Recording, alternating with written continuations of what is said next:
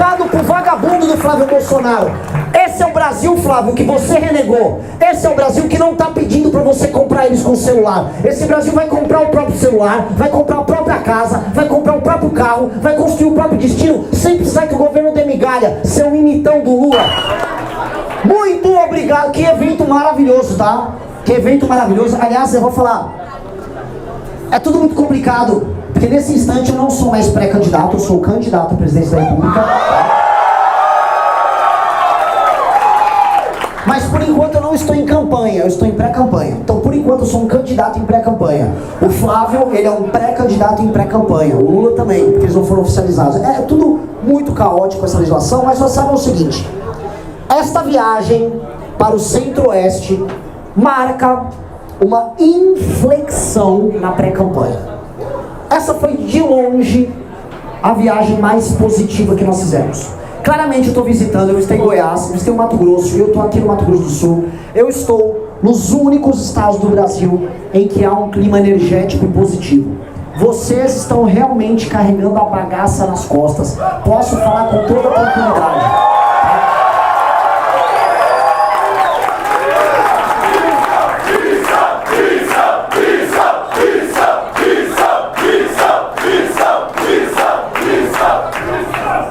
Impressionante, porque eu visitei lugares tristes. O meu estado, São Paulo, é triste. Aliás, São Paulo, a outrora locomotiva do Brasil, hoje é um lugar tomado por empresários nihilistas, como a turma do mercado financeiro, uma energia cada vez mais de queda, avanço do crime organizado, enquanto vocês aqui assumem nesta região o papel de locomotiva do país. Porque o que eu estou vendo é uma região que cresce economicamente com o agro, mas aquele papo de que, ah não, aqui tem o agro, é grão, não sei o que, uma ova. Vocês estão criando indústria, vocês estão criando agroindústria. O que nós sonhamos para o Brasil, aquilo que a gente colocou no livro amarelo como meta para o resto do Brasil, vocês já estão executando agora, aqui, mesmo sendo sabotados pelo governo federal há anos, a todos os e em todos os governos.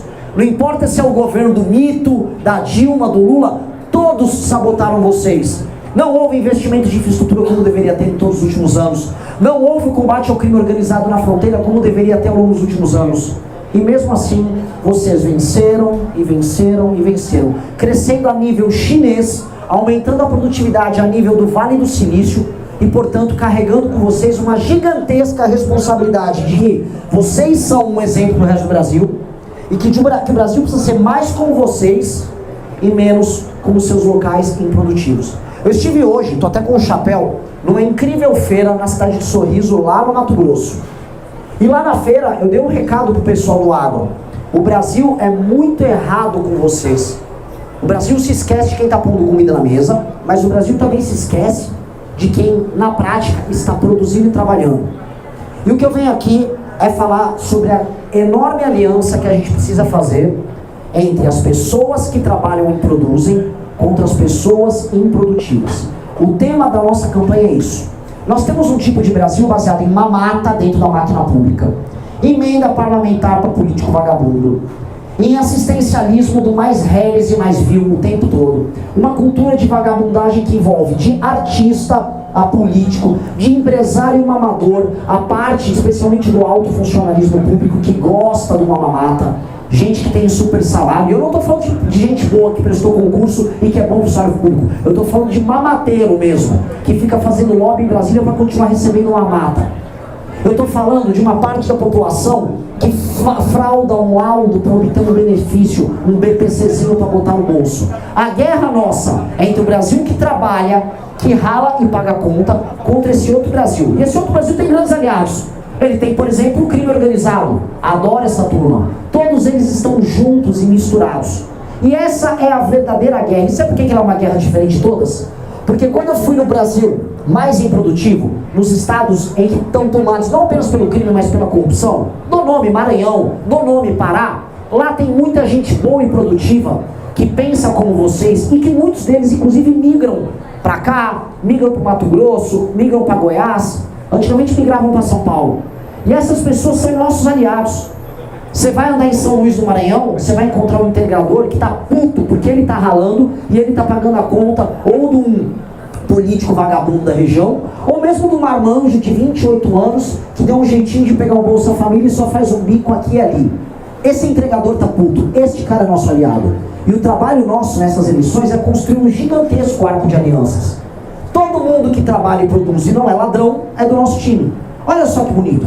Se você trabalha, pretende trabalhar, se você é um bom estudante, se você é uma boa mãe, se você é um bom pai de família, se você é uma boa empreendedora, se você é um bom funcionário, se você é uma pessoa que rala, você é nosso aliado. Mesmo discordando eventualmente de alguns pontos. Se você é um vagabundo, nós vamos botar pra fuder em cima de você. Olha que legal. Esse é o jogo.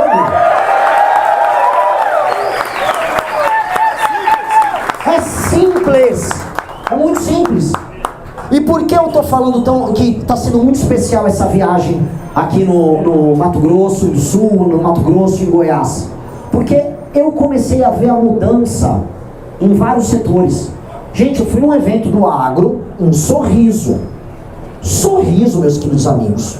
Bolsonaro teve pra lá de 70% dos votos. Eu falei, vou num evento apanhar. A gente apanha, a vida é feita de algumas surras.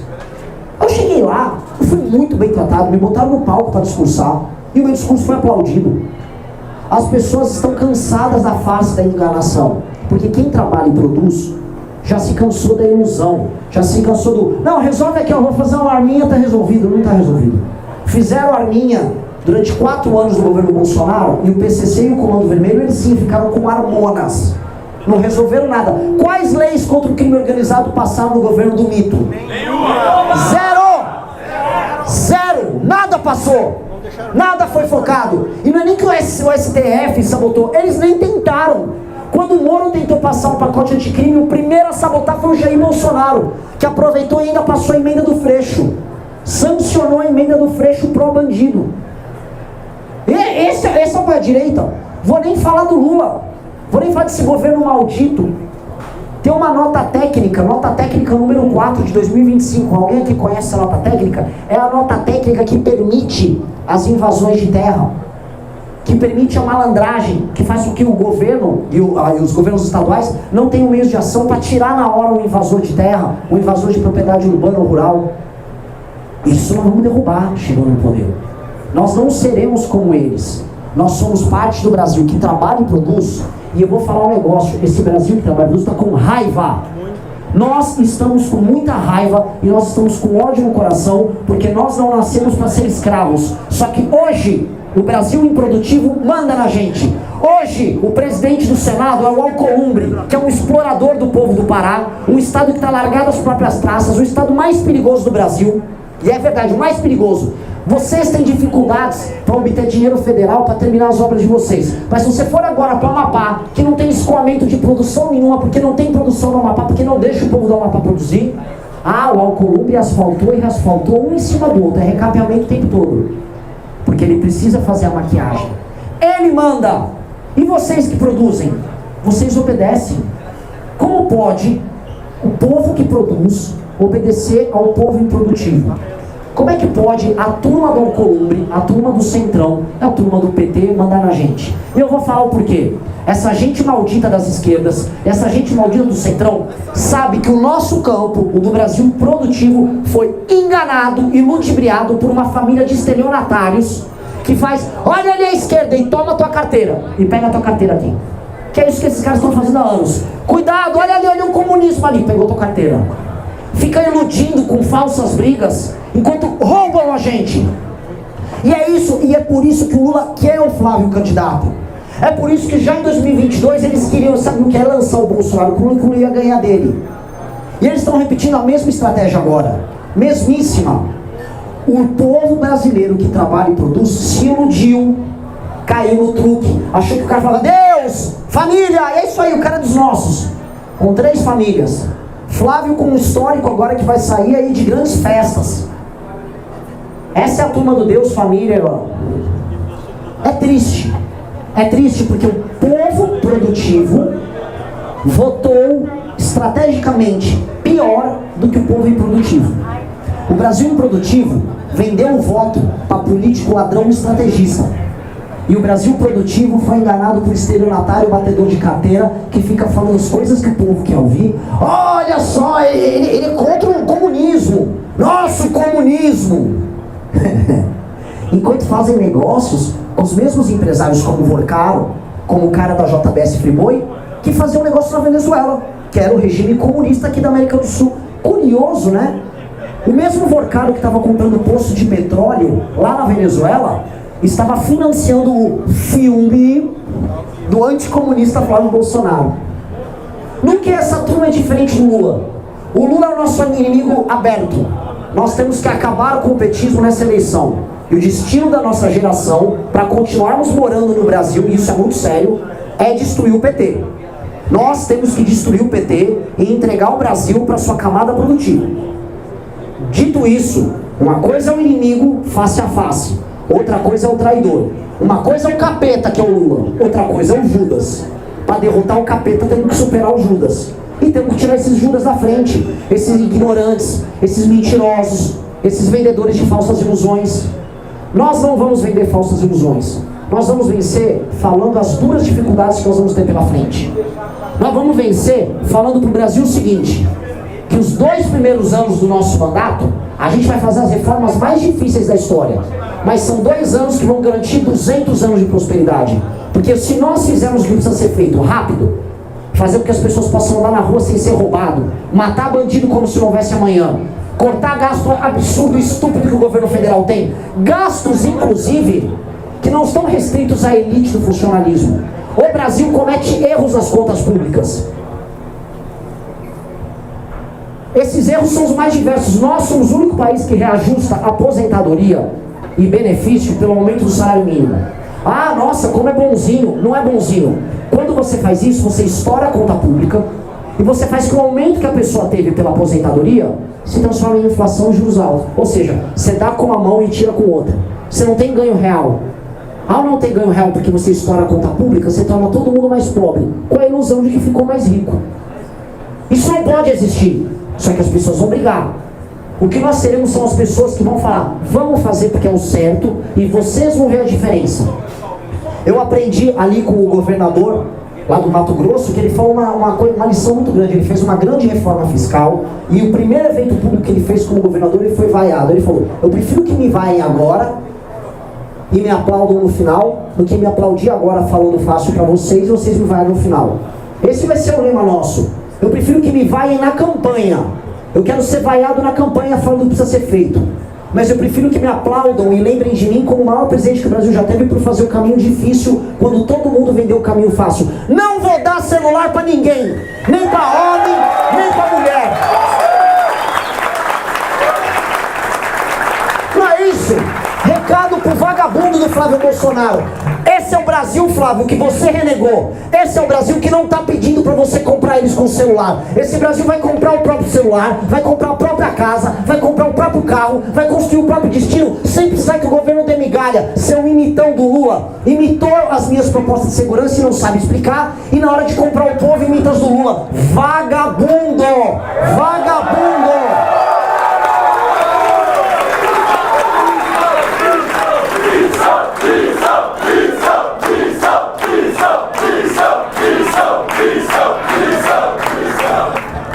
E o Lula enquanto isso? Nesse instante, é que a porrada assim, eu vou falar agora do Lula e a porrada sobra para os dois. Nesse instante, o governo Trump, o governo americano, tá vindo para cima, não especificamente da economia brasileira, tá? Ele tá pensando no agro. De manhã, o secretário de Comércio americano falou o seguinte: que o agro brasileiro desmata muito, que isso é concorrência desleal e que o Brasil precisa ser taxado por isso. Hoje à tarde, algumas horas depois, o governo americano avisou também que o agro brasileiro trabalha com trabalho escravo e que eles vão aumentar a taxação. Esta é a lógica do governo americano.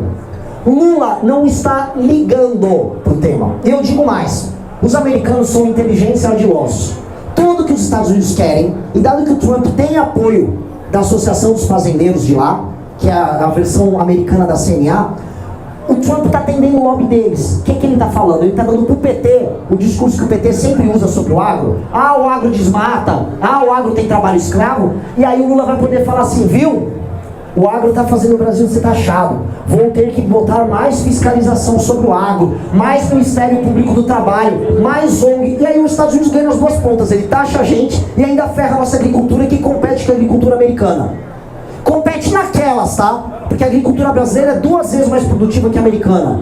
Tem 2 safras enquanto eles têm uma. Então eles precisam fazer esse tipo de subterfúgio malandro para nos sabotar. Eu quero ver 2 coisas. O Lula vira público defender a agricultura brasileira e falar que é mentira que o agro que tem certificado e que exporta, ele é um agro devastador. Isso é mentira. Nós temos o melhor código florestal do mundo, que é cumprido. Nós temos mata ciliar e a gente cumpre. Nós cumprimos as reservas legais que tem que ser mantidas nas fazendas dos brasileiros que exportam. Vai numa fazenda americana, vê se eles fazem essas reservas, vê se eles são obrigados a colocar mata ciliar na beira do rio. Não tem, o europeu também não. Vê se o Lula, vagabundo, vai falar isso. Não vai, porque o Lula quer jogar o ferro em cima do agro. E o Flávio levou junto com essa família de vagabundos o voto da agricultura por muito tempo. Agora ele está numa encruzilhada. Ele tem que escolher falar e defender o agro ou falar e defender o Trump. Não dá para ficar quieto. Ou ele fica quieto e defende o Trump, ou ele defende o agro e condena o Trump. Cadê a resposta dele? O agro foi traído mais uma vez pelos bolsonaristas e foi mais uma vez abandonado pelo Lula. Cadê a resposta? Cadê a liderança? Alguém ali é líder? Para ir lá para os Estados Unidos fingir que estava trabalhando, o Lula foi fingindo que negociava e tomou uma carca, já que brasileiro adora essa coisa ridícula, tomou um creu ali do Trump, né? Saiu todo torto ali e não foi de bebida. O Flávio deu 3 meses depois, vai aos Estados Unidos. Não, eu fui agradar o Trump, negociar lá. Tomou-lhe uma tarifa no rabo. Quando você tem liderança fraca, o país não prospera. Uma casa cujo pai ou a mãe, que o guia, quando ele é fraco ou fraca, a casa cai. A nossa casa está caindo por falta de liderança, por puxa-saquismo, por autossabotagem. Isso eu estou citando coisas que aconteceram agora. Vejam como a vida de vocês está sendo impactada diariamente pela fraqueza dessas lideranças. Não é possível que o Brasil produtivo não acorde para isso. Não olhe para o que eu estou falando aqui e fala: meu Deus do céu, eu não posso ser liderado por esses dois.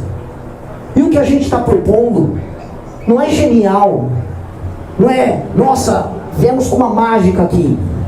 A gente está propondo o básico. Se respeitar para ser respeitado. Atender primeiro ao interesse de quem está pagando a conta. Se você está... O Trump vai lá, eu gosto muito do Brasil, os brasileiros são muito legais, taxa neles. Ô Trump, amigo, eu sou amigo de muitas pessoas da direita americana. Eles acham a gente uns cucaracha. Eles acham que eles assim, tem um brasileiro aqui, por favor, deportem o brasileiro. É isso que eles acham da gente, com todo o respeito que eu tenho aos meus amigos americanos. Eles pensam assim: legal, vocês lá e a gente aqui, e eu prefiro isso. A gente aqui cuidando do nosso interesse e eles lá cuidando deles. Se pudermos nos aliar em alguns temas, bom. Quando não pudermos, é disputa, é negociação, é ser duro. Não é essa vassalagem, essa humilhação, esse puxa-saquismo. Vamos parar de, no campo da direita, ficar puxando o saco dos Estados Unidos. Os Estados Unidos cuidam do interesse dele. Se o agro dos Estados Unidos for melhor, Mato Grosso do Sul vai pior. É detrimental. Eles concorrem conosco. É a gente versus eles. É Mato Grosso do Sul versus o Texas. É isso. Somos nós contra eles nessa área. Só que eles sabem que é guerra. E eles sabem lutar. Assim como o crime organizado sabe que é guerra, e o crime organizado quer lutar. Já o nosso campo político, ou o nosso país, finge que nós não estamos numa guerra. E não há nada pior do que você viver a ilusão e fingir que não há briga. Toda vez que você finge que não há competição, toda vez que vocês fingem que não há briga, isso a gente leva para a vida pessoal. Em quantos momentos na carreira de vocês, ou numa faculdade, ou na escola, você tem uma disputa com alguém? Uma disputa com uma pessoa, você sabe assim, ó, vai ter uma promoção, é eu ou ele. E às vezes a gente tem medo de entender que a vida é sobre disputa. E a gente se recolhe e finge que não há competição. Não há nada mais triste na vida do que você fingir que não há competição e você se recolher e não atingir suas ambições e não realizar os seus sonhos, ou melhor, não fazer o que precisa ser feito.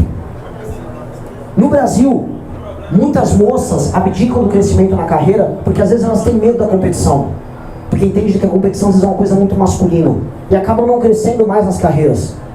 E essa é uma das coisas que impactam o crescimento das carreiras das mulheres. É não entender que não existe, que a guerra está lá e que ela vai ter que se esforçar às vezes com uma outra colega, às vezes contra um colega homem, que vai ser mais agressivo na forma de lidar. Quantas vezes nós não fazemos isso na vida? Quantas vezes a gente não permite na nossa vida pessoal que outras pessoas menos talentosas que a gente ocupem os lugares que nós deveríamos ocupar pelo nosso talento, pela nossa inteligência e pelo nosso trabalho? O Brasil no mundo se comporta assim. Estamos aí vendo os Estados Unidos acabando com a gente, e a gente fingindo que não há competição. Contra o crime organizado, estamos lá a gente assistindo o PCC, o Comando Vermelho, derrotando a gente, e a gente finge que não há guerra. Hoje lá na Globo News, citaram uma posição e falaram, não, o Renan é meio radical, né? Juro, um cara, acho que é Thomas Trauman, o Renan acredita que o Estado brasileiro não reconhece que há uma guerra, mas que precisa ser reconhecido uma guerra. Isso parece o Bukele, e se parece o Bukele, isso é golpe de Estado. As extrapolações. Ele quer que a gente reconheça que não há uma guerra. Se você não reconhece que é uma guerra, você não disputa. Se você não disputa, você perde. E por último, na política, nós, representantes do Brasil que trabalha e produz, nós, os melhores, nós abdicamos por tanto tempo das posições de poder e deixamos na disputa os vagabundos e os malandros tomarem nosso lugar. É por isso que o Alcolumbre é o presidente do Senado. É por isso que o Lula é presidente da República. É por isso que estados e municípios ao redor do Brasil são majoritariamente governados por vagabundos. Até quando nós vamos ser aquela pessoa no ambiente de trabalho que vê um competidor e fala, não vou competir? Até quando a gente vai abdicar dos nossos sonhos, das nossas ambições? Eu não vou abdicar de nada. Eu sempre fui competitivo na minha vida.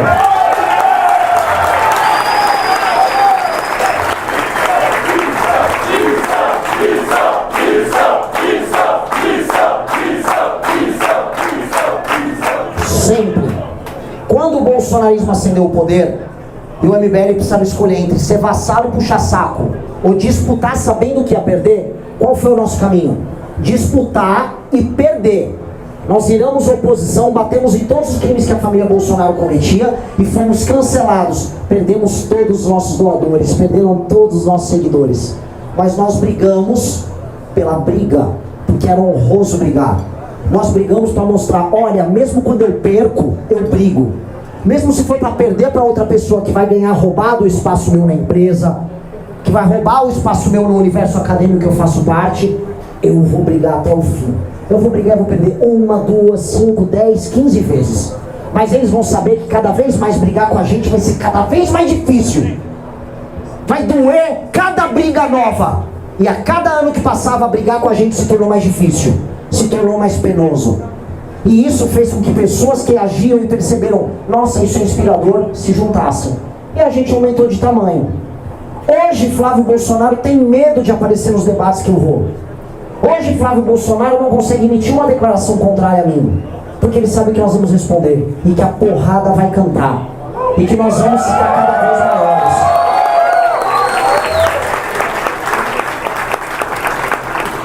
Hoje Lula não quer participar de nenhum debate. E eu tenho certeza que não é por medo, com todo respeito ao governador de Minas, não é medo das fortes declarações que podem vir do Zema, do tipo, olha, o comunismo inaceitável, o Lula dorme. Não será. Também não será do Flávio Bolsonaro, que vai falar o quê? O Porcaro deu mais dinheiro pra turma do Lula do que pra mim.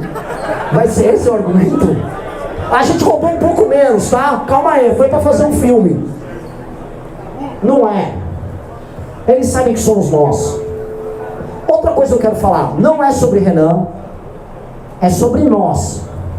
O nosso projeto, ele é muito diferente dos demais. Nosso projeto é coletivo. Eu não estou virando um esquerdista aqui. Isso aqui é um coletivo. Por mais que eu tenha uma banda de rock chamada Limão Rosa, tá? O nosso projeto é coletivo a ponto de o nosso grande feito ter sido construir um partido, que é uma construção coletiva, para que muitos de vocês possam virar senadores, vereadores, prefeitos, governadores ao redor de todo o Brasil. Foi uma ferramenta para todos nós. O nosso projeto não é sobre mim. Depois de montar o partido, todo mundo falou, é o Renan. Tá bom. Mas o foco não era Renan. O foco era o projeto coletivo. O foco é nós defendermos as melhores ideias. O foco é termos as melhores pessoas. Eu quero ver pessoas melhores do que eu. Eu quero fazer o que eu fiz nos outros anos que eu estava no MBL. Eu quero fazer campanha para os outros. Eu quero trabalhar um dia por 15 ser presidente da República. É isso que eu quero fazer.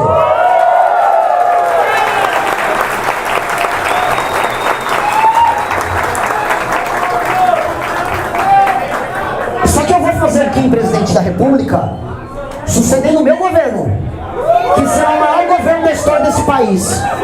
Vai ser um governo que vai transformar o Brasil em uma das 5 maiores nações do mundo. Será o governo que vai fazer o maior número de velórios de traficantes da história desse país.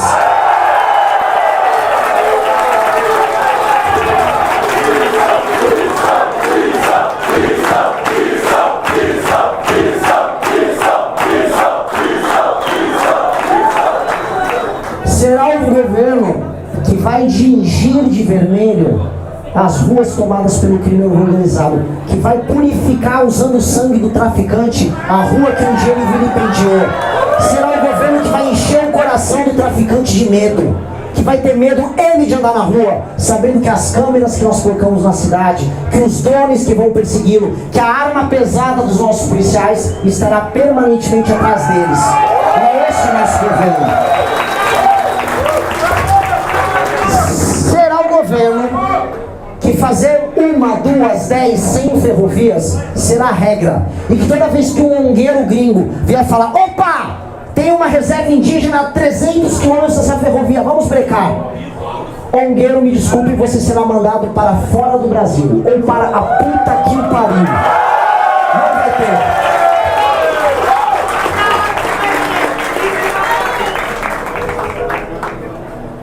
Será o governo que a gente vai cortar tanto gasto e tanta mamata que o imposto, que está todo mundo falando, o imposto da reforma tributária não vai passar de 20%. Não vai passar. Porque basta a gente cortar gasto e obrigar os governos estaduais a cortarem gasto, que a alíquota vai ficar muito menor. E que trabalhar e produzir vai ser uma delícia, vai ser mérito, vai ser alegria. Que empreender vai ser um momento em que você coloca você próprio e seus amigos, seus colegas, seus sócios em risco, mas sabendo que a recompensa vai chegar na hora certa. Esse vai ser o nosso país. Vai ser um país em que o Nordeste, o Sul, o Centro-Oeste vão discutir quem está crescendo mais e não quem sustenta quem. Vai ser um país em que a gente vai fazer, que vai sim fazer sentido para todos nós segurar a bandeira verde e amarela. Que usar aquela camiseta da seleção vai fazer sentido e vai fazer a gente ter orgulho e não mais vergonha como a gente tem, porque a gente está ficando envergonhado de ser brasileiro. O Brasil está perdendo em todas as áreas que importam no mundo. O Brasil perde economicamente, a gente não consegue formar em termos de educação as nossas crianças. O Brasil perde pedaços do seu território para o crime. O Brasil perdeu a autoestima. Eles querem que nós sejamos escravos ou vassalos. Esse é o modelo de regime. Quem que é o modelo de regime mais servil de todos? É um modelo que é uma elite e um povo muito pobre. Não há nada no meio. Elite sempre vai existir, entendam. Em qualquer lugar do mundo sempre haverá uma elite. E isso é bom. Elite ou aristocracia significa que os melhores estarão em posição de poder e os melhores farão as coisas, inclusive com sacrifício pessoal, em nome daquilo que é certo pelo todo. Isso é ser aristocrata. Nós precisamos desse tipo de elite. Elite que eu vi em parte em alguns lugares do Centro-Oeste, tá? Eu vi empresário que entrou para o setor público e que faz bom governo. E aprendi a reconhecer isso. E classe média, que são as pessoas que vieram mais de baixo, mas tiveram dignidade, casa, estudo, para ficar inteligente e sonhar e prosperar e realizar isso ou no serviço público, ou no setor privado, ou abrindo uma empresa. Esta pessoa de classe média é um cidadão, porque ela é titular de direitos e de deveres. Hoje, o modelo do Brasil, em que o Brasil improdutivo manda no produtivo, a pessoa de classe média, ela é escravizada com impostos, ela não tem direito a nada, ela vai sendo despida de tudo, ela não pode arrumar uma propriedade.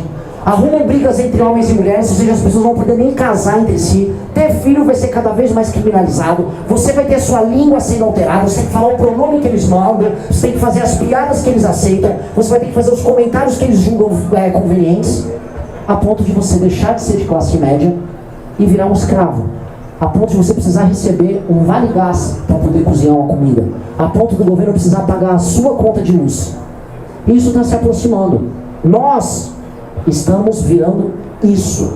E vocês talvez não estejam percebendo, porque aqui, Mato Grosso também, Goiás, até Rondônia, são ilhas de prosperidade num mar de pobreza e desilusão. E uma hora, se esse Brasil produtivo que vocês representam não tomar o poder, uma hora a conta vai chegar para vocês. E serão vocês os próximos a empobrecer. São vocês a ver os seus próprios sonhos, que muitos estão vendo com a sua família sendo realizados aqui na região, sendo destruídos. A eterna ameaça do Brasil, do Estado brasileiro, sobre as conquistas que vocês conseguiram através dos seus pais, através das gerações anteriores. Porque quem são vocês? Todos os lugares do Brasil eu falo sobre os estados, eu falo sobre o povo local. Quem é o povo daqui? A história é longa. A história é longa.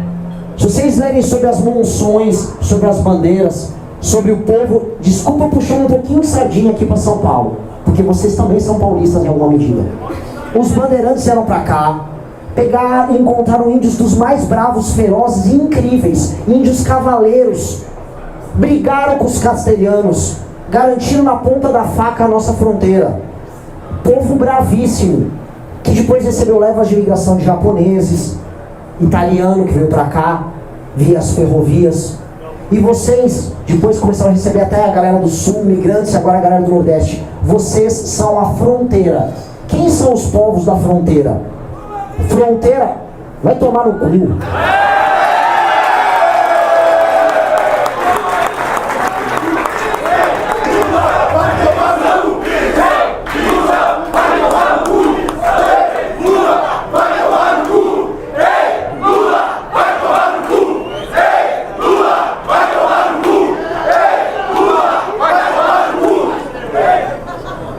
Fronteira é o povo que está sempre em deslocamento e que está desbravando.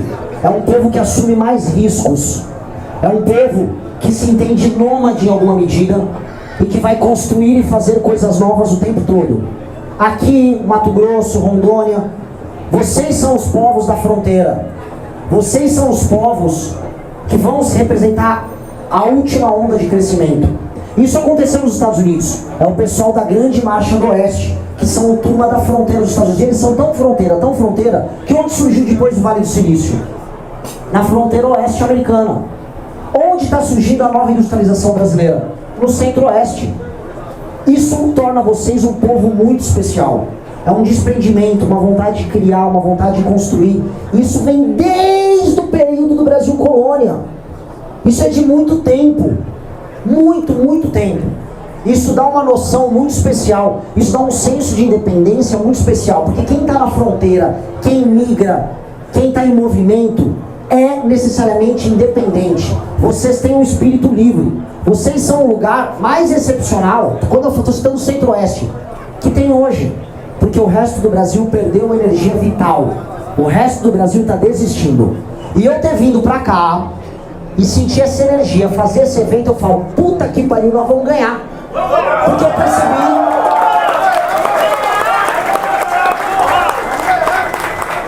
Porque eu percebi que a ilusão está caindo.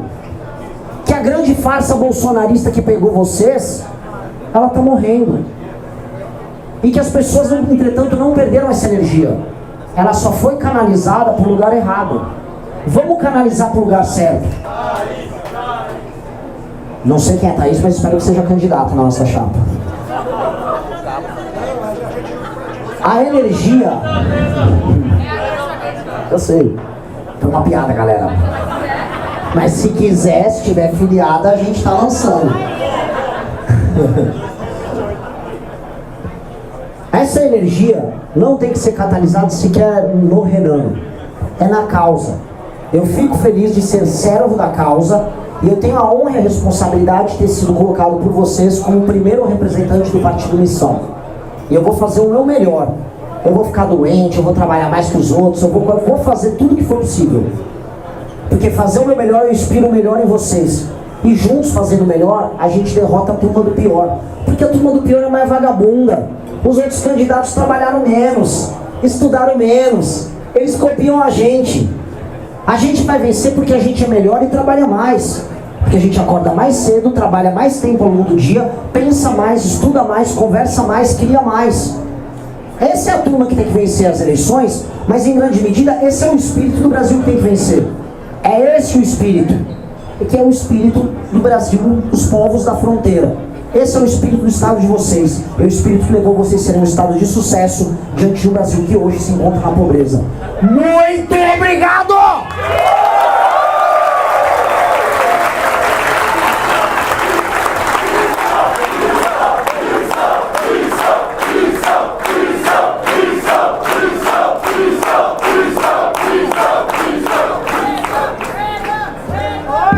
Vamos fazer pergunta ou quer tirar foto, Pedrinho?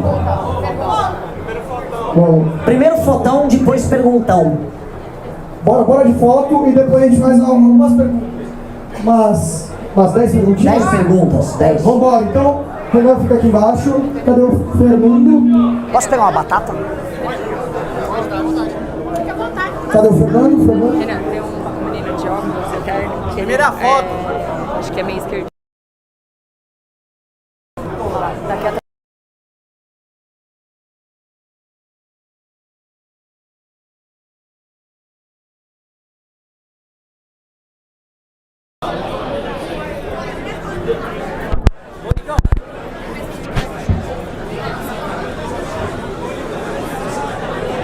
Vamos lá, levantem a mão. Like na live.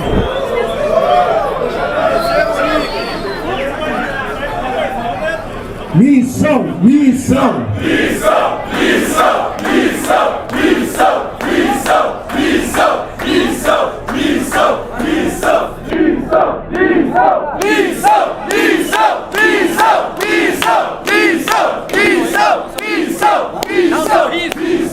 Oi. Ah, eu tenho que dar sorriso pra foto, calma. Calma aí. Calma, sorriso era lá no Mato Grosso. Valeu.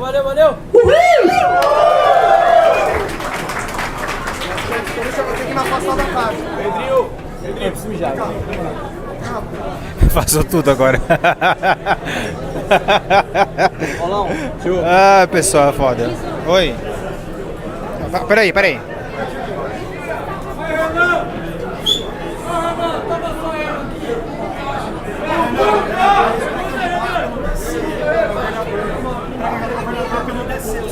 Pessoal, é o seguinte, like na live, estamos debaixo de Campo Grande, baita evento aqui em Campo Grande. Precisamos da sua força, precisamos do seu apoio. queroapoiar.com.br/Renan, queroapoiar.com.br/Renan. Nos ajude a vencer. Vamos lá. Oi, eu não sei se você lembra de mim. Fala alto. Você está lembrando de mim? Estou no ML com vocês desde o primeiro encontro. Foi lá no hotel, lembrei que nós fizemos uma reunião na minha casa. 2017? É, 17, 18. 17, 18, por aí. Eu lembro. Com a Aline. Isso. Então eu quero só fazer um pronunciamento curto, dizer que nós, dos mais velhos, vocês estão contando só com o voto dos novos. Não, eu sou uma velha, sou do MBL desde então, certo? E nós apartamos do grupo de Bolsonaro e continuamos no MBL e sou até hoje.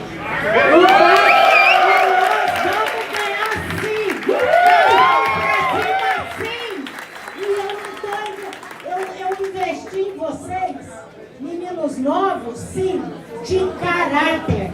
Esse é a saída para o nosso país. É vocês com a missão a ser cumprida. Botar ordem no país com gente de caráter. Já deu sem caráter para mim. Não tem voto útil coisa nenhuma.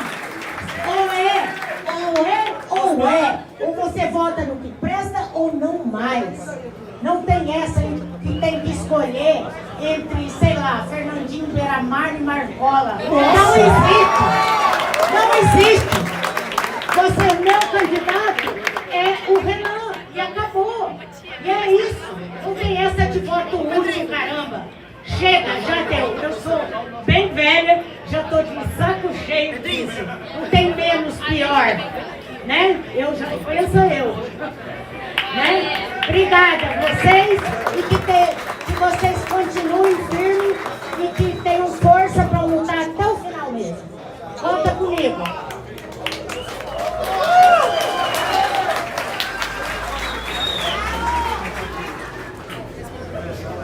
Maravilhoso, que chama que discurso. Ó, discurso melhor do que eu. Se desse tempo, te lançava pra governadora. Que mulher boa, inteligente. Essa do Fernandinho Beira-Mar, do Marcola, eu vou usar no debate. Copiei.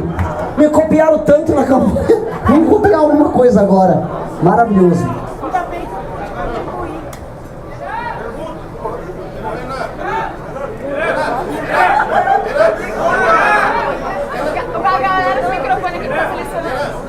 Olá. Boa noite, Renan. Ó, pessoal, deixa eu pedir um negócio. Perguntas, tá? Vamos lá. Vamos lá. Renan, tem duas perguntas para você. Primeiro, o Brasil não sabia para que existia o Exército até ajudar o golpe a subir o Rio de Janeiro, os morros lá. Exército? O Exército. Você pretende usar eles? E outra questão também é sobre a nossa educação. A nossa educação há muito tempo já está sendo destruída, mas agora estão colocando meninos autistas, nível 3, 4, e os professores não são capacitados para isso, e sem contar que está tendo aprovação automática. O que você acha dessas questões? Começar pelo final, de maneira bem clara. É um absurdo você colocar alunos autistas nível 3, nível 2, numa sala sem preparo, com os alunos típicos, em que você vai atrapalhar o ensino para os típicos, para os atípicos que costumam sofrer bullying e para o professor que perde o controle. Você está criando uma massa de pessoas que vai todo mundo sair tomando remédio.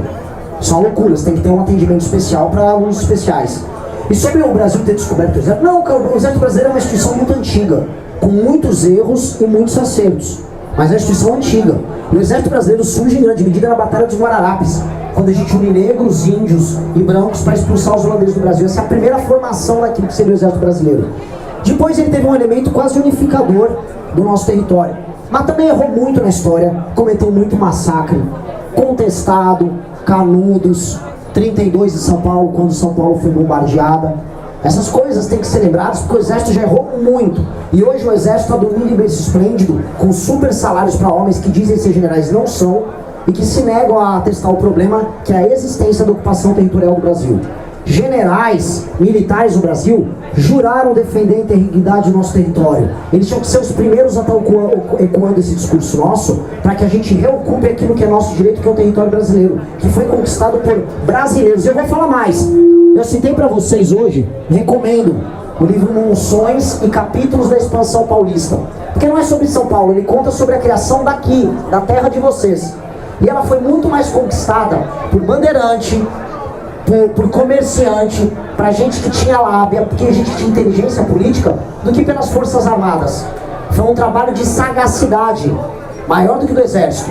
Então, o brasileiro já conhecia antes. A questão toda é, hoje serão as forças policiais, mais do que as Forças Armadas, a destruir o crime organizado. E eu acho isso bonito, porque os policiais que estão enfrentando o crime organizado há tantas décadas, terão a honra e o direito de dar fim a essa guerra sendo eles próprios vencedores. E aí as Forças Armadas serão uma força auxiliar deles. Obrigado.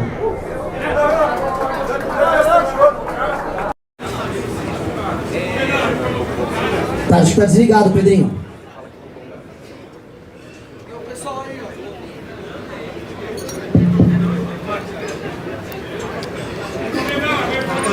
Muito boa noite para todo mundo. Meu nome é Alessandro, eu tenho 19 anos, sou de Avaré, do estado de São Paulo, faço Unesp, a terceira melhor faculdade do Brasil, de acordo com as pesquisas, faço administração no campus de Tupã. Lá a gente tem um grupo de mais ou menos 40, 30 pessoas que apoiam você, que apoiam a missão, que a gente conversa para a gente progredir o Brasil. E uma coisa que eu queria fazer para falar para você fazer as faculdades universitárias, tanto federais, tanto estaduais, voltarem a ser valorizadas no país.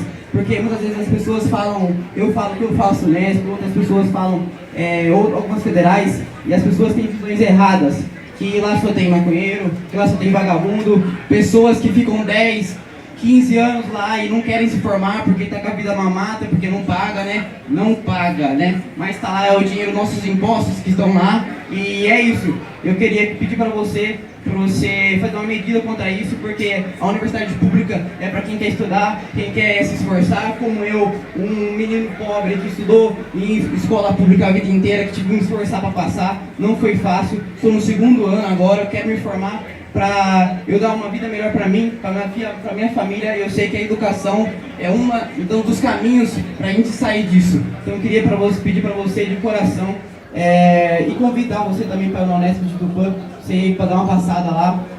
Depois eu passo meu contato, meu e-mail para sua equipe, para a gente fazer isso mudar, porque eu acho que a gente tem que tirar essa visão feia que está na universidade pública.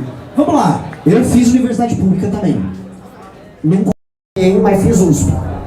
Eu sei o estereótipo, mas conhecendo também, eu sei que o Brasil gasta demais com universidade pública, e em termos de pesquisa, extensão e aumento de produtividade, a gente está recebendo de menos. E as pessoas percebem isso, infelizmente. O melhor que há produzido em termos de pesquisa no Brasil sai da universidade pública, sim. Mas infelizmente, o molho está mais caro que o peixe. O estado de São Paulo, a Unesp é estadual, a USP é estadual e a Unicamp é estadual. Acho que é 10 a 11% de todo o valor arrecadado no ICMS de São Paulo, que é o estado que tem maior atividade econômica no Brasil, vai para essas universidades. Elas administram tão mal esse dinheiro que a maior parte delas gasta com folha e aposentadoria mais de 95% dos recursos. Ou seja, não sobra nada para infraestrutura, para pesquisa boa, para extensão. E aí as pessoas não percebem o resultado prático disso. Por quê?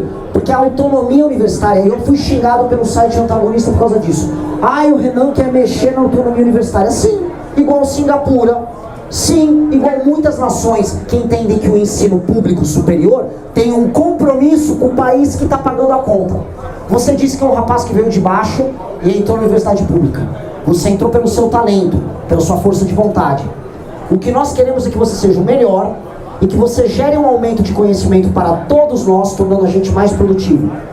Portanto, a universidade tem um compromisso com a sociedade, especialmente com outras pessoas pobres, que não tiveram como entrar, mas que pagam isso através dos impostos delas. E esse compromisso é em gerar pesquisa e extensão úteis para a gente. O problema é que a autonomia universitária hoje não está gerando pesquisa referendada por outros institutos sérios de pesquisa no mundo. A gente está pesquisando besteira em muitos termos. E não adianta usar às vezes a justificativa do bom trabalho da Unicamp, do bom trabalho do ITA, para acabar mascarando péssimos trabalhos que são feitos em outras universidades federais e estaduais. Portanto, tem que haver um foco em pesquisa ligado a agronegócio, a tudo aquilo que envolva biotecnologia, tudo, absolutamente tudo na área de exatas, na área de medicina, na área de energia e infraestrutura, na área de engenharia aplicada, na área de matemática aplicada, na área de programação, ou seja, na área de tecnologia que tira a gente do atraso. Quer fazer faculdade de Direito? Eu fui fazer Direito na USP. Paga. Tem muito advogado aqui. E os advogados não estão aumentando a produtividade do Brasil, com todo respeito aos milhões de eleitores advogados. O Brasil tem muito advogado, porque o Brasil tem muita litigância. Nós temos que ter mais engenheiro agora. Nós temos que ter mais agrônomo. Nós temos que ter mais pensadores de biotecnologia. Portanto, a função do Estado é olhar para a universidade e falar: preciso de mais pesquisa, igual está rolando lá na China, igual está rolando lá em Singapura. E aí a universidade não apenas perde a imagem ruim, mas ela ganha um impacto, e ela é pública, porque boa parte daquilo que tem que ser feito em termos de pesquisa precisa ser público, precisa ter dinheiro público e visão de longo prazo. Então, eu sou favorável à universidade pública, mas sou favorável da universidade pública com vocação pública. Não da universidade pública sendo tomada por gangues sindicais que tomam o corpo docente, que tomam através dos sindicatos funcionários a universidade e fazem com que elas atendam apenas o interesse deles e não o interesse do Brasil. Obrigado.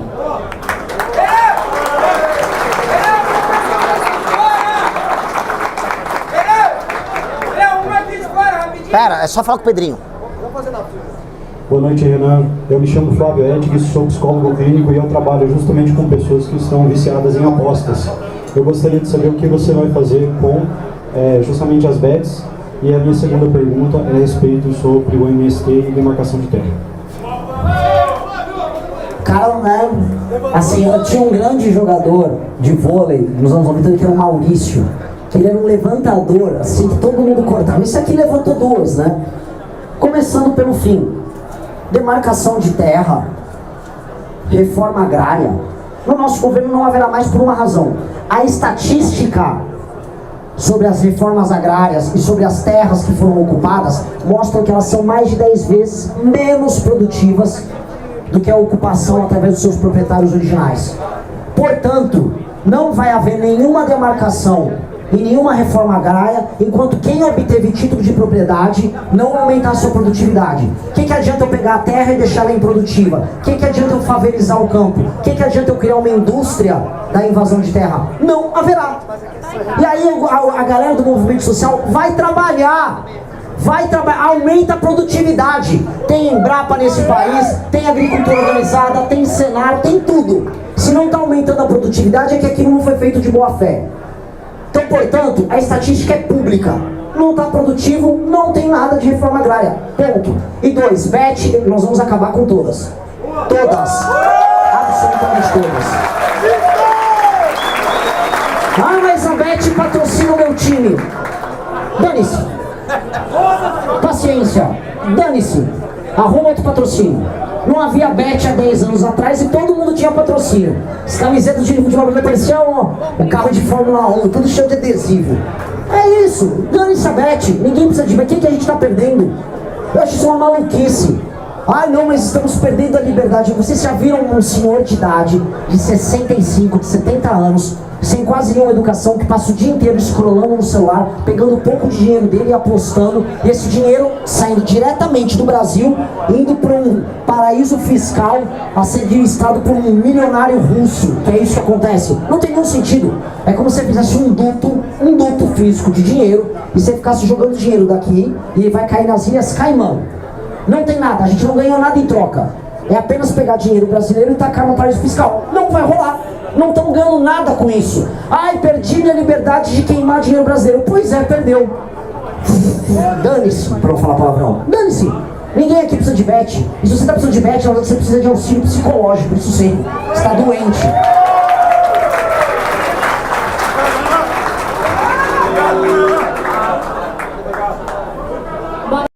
Tudo bem? Sou paulistana como você, São Paulina, sofredora. E queria fazer uma pergunta um pouco delicada. Acredito que existam várias mulheres por aqui. Todas nós estamos muito incomodadas com toda essa situação de homens auto-identificados se considerando como mulheres e invadindo, seja espaços de banheiro privado, seja cotas, seja esportes e qualquer outra situação. Faz pouco tempo, um time de futebol feminino aqui. Aproxima mais. Perdão, um time de futebol feminino daqui. Um time de futebol feminino daqui, o Leoas, né, de Campo Grande, ele foi quase criminalizado por não querer jogar com um integrante do sexo masculino, do outro lado. Então eu gostaria de saber qual que é a política esperada pela Missão daqui para frente em relação a esses sujeitos auto-identificados. Eu me recuso a chamá-los de mulheres porque eles nunca vão passar por um parto, por uma cesárea ou qualquer outra situação que incapacite. Aqui a gente tem, né, graças a Deus, uma integrante, então eu gostaria de saber da tua parte o que será feito a respeito dessa situação que é tão problemática para o nosso lado. Homens não vão praticar esportes masculinos e o espaço da feminilidade mais íntimo, que é o banheiro, que é o espaço mais íntimo da feminilidade, é das mulheres biológicas. É isso, simples assim. Simples. Só que eu vou falar. Agora eu vou deixar o desafio para as mulheres. Porque esse é um desafio para as mulheres mesmo. Se você pegar e fizer uma pesquisa, a maior parte dos homens são contra pouca parte do apoio dessa agenda é feminina. pouca coisa é mais suicida do que uma pessoa com uma ideia ruim. E uma parte importante das mulheres defende ideias suicidas. Essa é uma ideia suicida. Essa é uma ideia de retirar o espaço de protagonismo da mulher. É uma loucura. O espaço da protagonismo da mulher no esporte, mitigado. Espaço de protagonismo da mulher num local de intimidade, que é um banheiro, mitigado. Aí a gente viu o avanço de movimentos feministas, que eu discordo em muitos termos, mas que em muitas causas tem sentido. Há violência contra a mulher e há muita violência contra a mulher. Há dentro do... Eu vou falar o exemplo da política porque eu tô com uma pessoa aqui, que é minha companheira, aqui, Amanda, coordenadora de campanha, minha chefa, que ela apanha 10 vezes mais do que eu. Eu sou candidato agora, não, pré-candidato, não, eu sou candidato a presidente e ela continua apanhando mais do que eu. Eu sou candidato a presidente, ela continua recebendo mais ameaças do que eu. Então, há necessidade de políticas públicas que olhem para a mulher que entra na política. Agora, há muita coisa que o movimento feminista não olhou. E uma delas é a perda, não é nem de protagonismo, mas de direito dos espaços de intimidade e dos espaços também de protagonismo da mulher. Por conta dessa agenda maluca, que é amaldiçoada. E o desafio que eu deixo é, as mulheres que discordam precisam se fazer ouvidas e precisam falar muito alto sobre isso. Porque não adianta só homens falarem. Porque os homens são os primeiros a serem perseguidos por essas opiniões. Porque, é machista, é transfóbico. Mulheres já foram perseguidas, inclusive uma esquerdista, uma feminista foi perseguida por isso. Dito isso, todas as mulheres têm que se levantar, porque vamos passar um projeto de lei nisso, aí vai vir um STF pra cima da gente. E aí a gente vai comprar a briga pública contra eles. Mas uma coisa que você vai ter, uma garantia, vencendo a eleição, eu vou nomear 4 ministros do STF. Mais o André Mendonça, que vem fazendo um belo trabalho. Mais um Fux. Nós somos maioria. Porque nós vamos democraticamente eliminar essa agenda do Brasil. Tenho esse compromisso.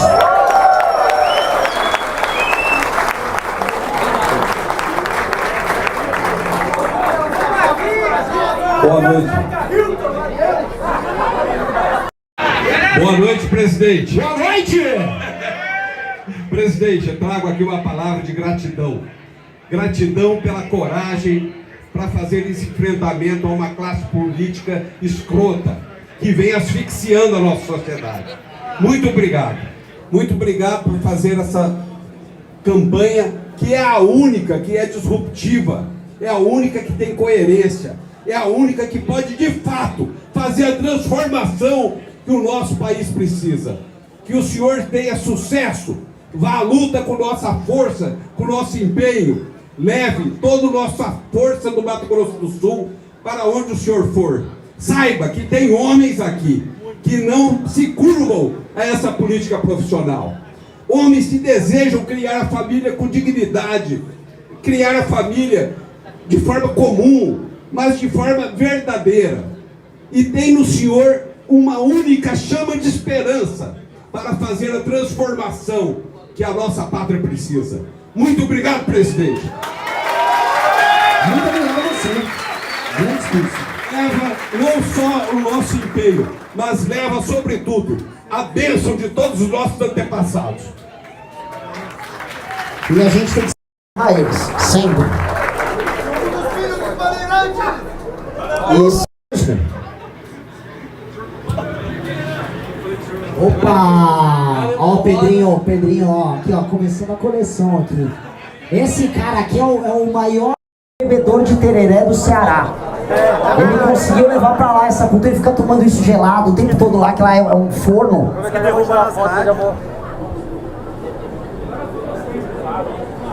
Muito prazer. Eduardo. Renan. Falando nisso, tá. Renan, eu trabalho numa comunidade terapêutica para dependentes químicos. Eu, inclusive, venci a dependência química e hoje eu tenho a honra de trabalhar recuperando pessoas. Desde o governo atual, quando ele entrou, ficou 3 anos, praticamente quase o governo inteiro dele, sem repasses para as comunidades terapêuticas. E só quem trabalha com recuperação de vida sabe a importância de ajuda, né, dos nossos governantes.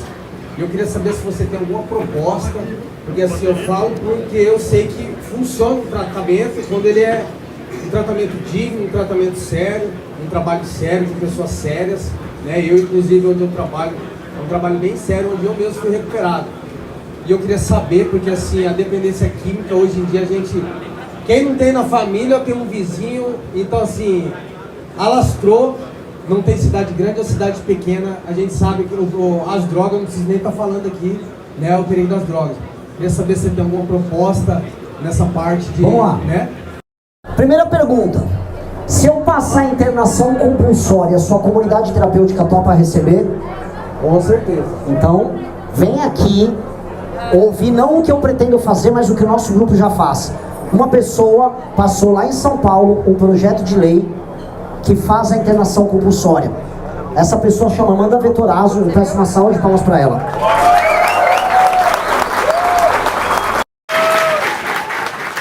Exatamente pelo desgoverno, não dá para esperar a nível federal isso seria uma competência federal, mas a gente conseguia municipalizar em São Paulo, vendo a dependência, porque, ora, se porque uma coisa importante lembrar, a internação compulsória e involuntária, ela já existe para rico, porque a família pode internar a pessoa, chama lá, paga, vem a ambulância e leva a pessoa.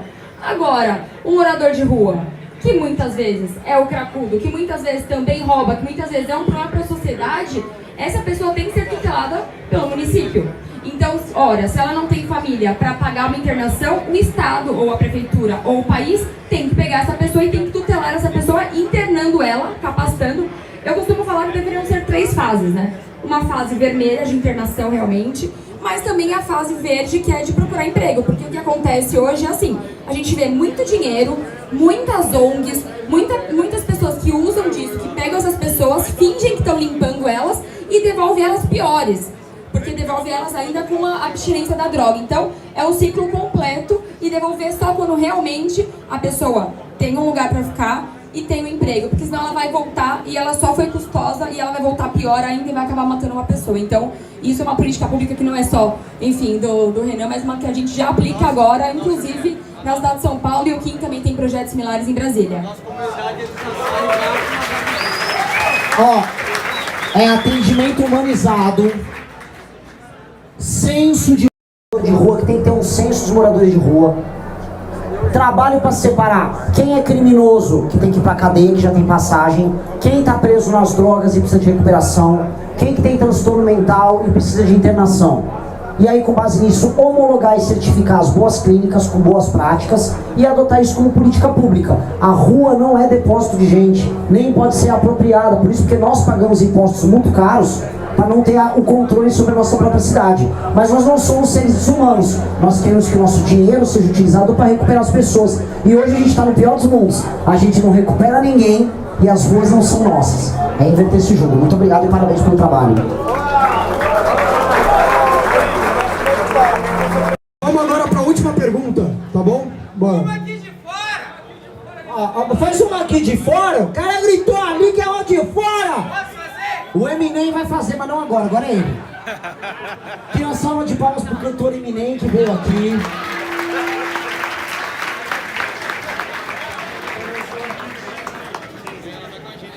Você, Renan, vai fazer uma pergunta que eu vou fazer pra você?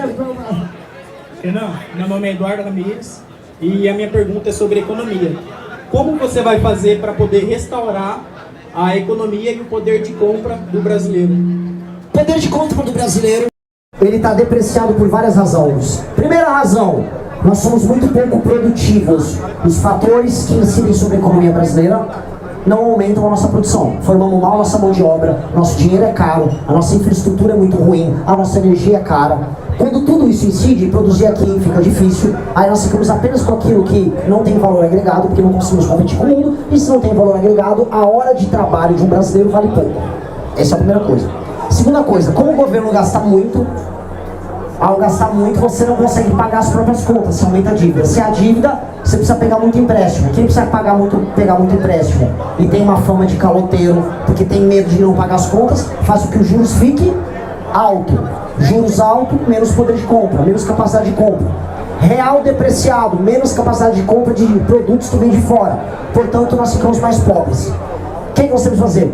Corte de gastos, aumento da taxa de investimento, passar a agenda de competitividade, aumento de investimento em infraestrutura, e aí produzir coisas complexas aumenta, e quando você produz coisas complexas, a quantidade de hora, a quantidade de dinheiro que você faz por hora trabalhada aumenta. E aí o que acontece com você? Fica mais rico. Essa é a nossa agenda econômica. Obrigado. Agora é o Eminem. Vai no gogó.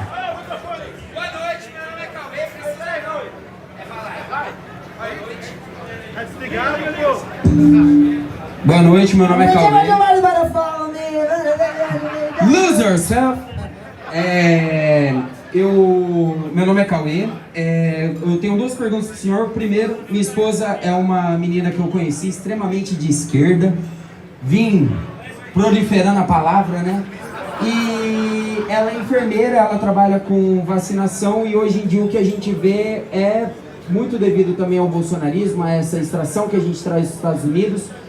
As pessoas são muito anti-vacinas e doenças já erradicadas no Brasil estão voltando. Pólio tá voltando. Isso. E qual vai ser a sua medida? É vacinação forçada mesmo no pessoal? Qual vai ser o que você vai fazer? E eu sou um grande amante de ferrovia, então eu queria saber de onde o senhor vai tirar um investimento para isso e qual é a gama de ferrovia que você vai fazer no Brasil, porque para mim, qualquer país sério tem que ter uma ferrovia. Boas perguntas, muito boas. E o Eminem falou rápido, então ele entregou rápido aqui. Muito bom.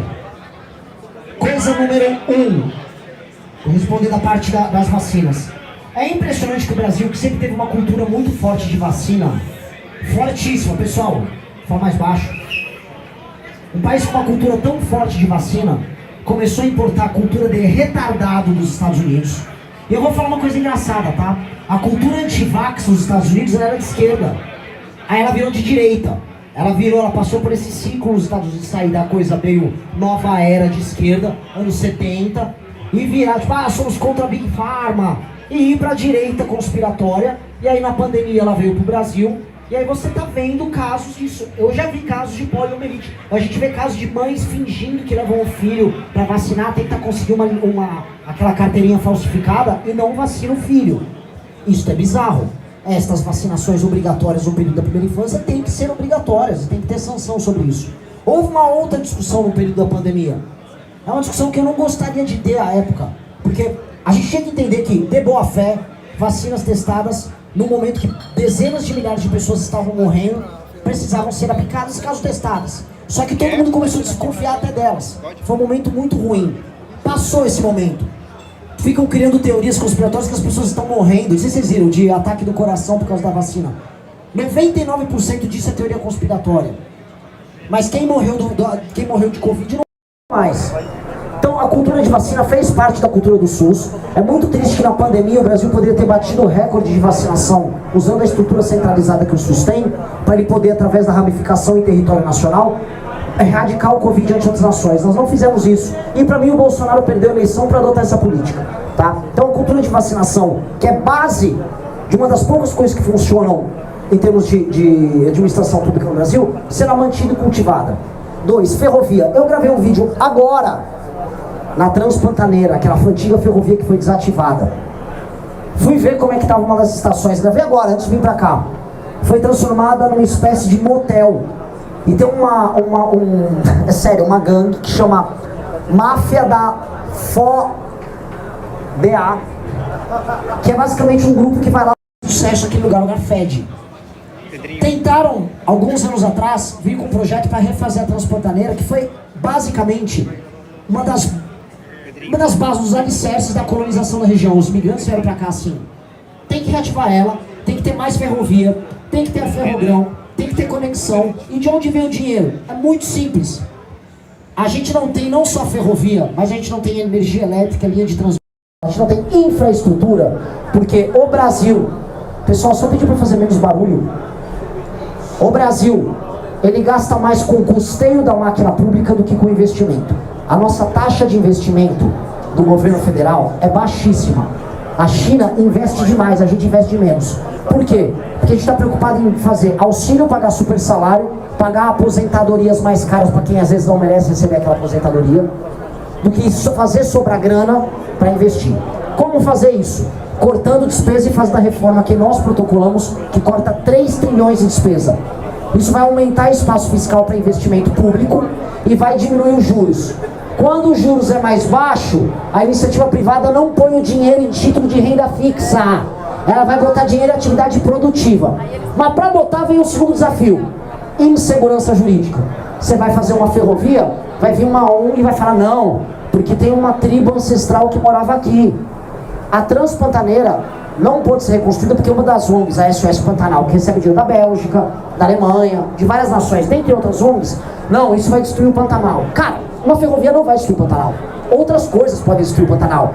Grilagem ilegal pode destruir o Pantanal. Comando Vermelho, como eu vi lá no Mato Grosso, que não é Pantanal, mas pegou outro bioma, está destruindo o bioma. Definitivamente uma ferrovia que singra, que cruza aquele lugar, não é um problema. Mas as ONGs não deixaram. A insegurança jurídica, um promotor parar uma obra de bilhões. Isso nós vamos resolver. Primeiro, passou o licenciamento ambiental. 2, indo para cima das ONGs, expulsando as ONGs que fazem esse trabalho de sabotagem para fora do Brasil. E 3, retirando o poder de pequenos agentes e funcionários públicos de brecarem nossas obras. Com base nisso, não apenas a obra é entregue, mas o governo o investidor externo não vai ter medo de botar grana na obra, porque além do juros estar mais baixo, ele sabe que ele vai trabalhar sem separado. Com base nisso, e com o plano de infraestrutura que já existe, a gente fala, o Brasil tem um plano nacional de infraestrutura que envolve rodovia e ferrovia de anos. Todo mundo sabe o que precisa ser feito. Todas as conexões norte-sul, leste-oeste. O plano todo já existe, a gente só não consegue entregar. Só que se a gente tiver dinheiro, juros barato e segurança jurídica, vai sair. E vai sair mais rápido do que a gente imagina. É basicamente isso. Isso é prioridade para o primeiro ano do nosso governo. Obrigado, Emily. Gostou do conteúdo? Deixa o seu like e se inscreve para fortalecer o canal. Até o próximo vídeo.